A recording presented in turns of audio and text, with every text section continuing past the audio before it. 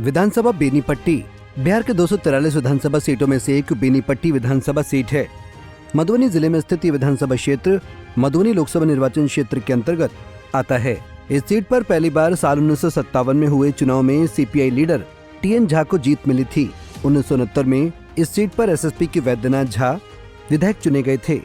1972 और 1977 में इस सीट पर सीपीआई कैंडिडेट तेज नारायण झा को जीत मिली थी। 1980, 1985 और 1990 में ये सीट कांग्रेस के खाते में गई और तीनों बार लगातार योगेश्वर झा विधायक चुने गए थे। 1995 में निर्दलीय कैंडिडेट शालिग्राम यादव को जीत हासिल हुई थी। 2005 के फरवरी महीने में इस सीट पर कांग्रेस के योगेश्वर झा ने बाजी मारी थी। 2005 अक्टूबर में जेडीयू कैंडिडेट शालिग्राम यादव विधायक बने थे।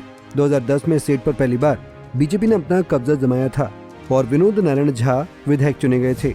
इसके बाद 2015 में कांग्रेस की भावना झा को यहां से कामयाबी मिली थी।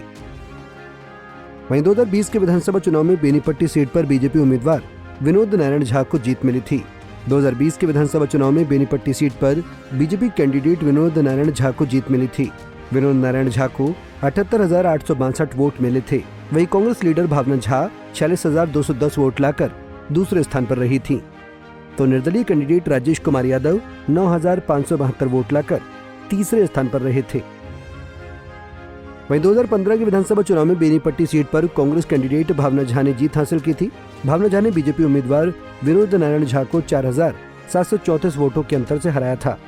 भावना झा को कुल 55,978 वोट मिले थे, जबकि दूसरे नंबर पर रहे विनोद नारायण झा को कुल 51,244 वोट मिले थे। तो वहीं तीसरे स्थान पर रहे कृपानंद झा को कुल 9,758 वोट मिले थे। वहीं 2010 में हुए विधानसभा चुनाव में बेनीपट्टी सीट पर बीजेपी कैंडिडेट विनोद नारायण झा ने जीत हासिल की थी। विनोद नारायण झा ने लोक जनशक्ति पार्टी कैंडिडेट महेश चंद्र सिंह को 12,642 वोटों से हराया था। विनोद नारायण झा को कुल 31,198 वोट मिले थे, जबकि दूसरे नंबर पर रहे महेश चंद्र सिंह को कुल 18,556 वोट मिले थे।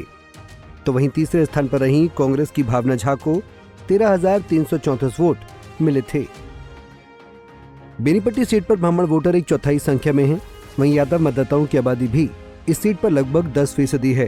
बेनीपट्टी विधानसभा सीट के नतीजे तय करने में पासवान और रविदास समाज के वोटरों की भी अहम भूमिका है। इस बार भी बीजेपी विनोद नारायण झा पर दांव खेल सकती है।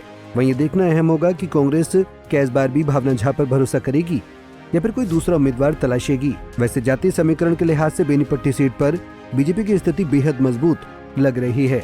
Bureau report, Punjab Kesari TV.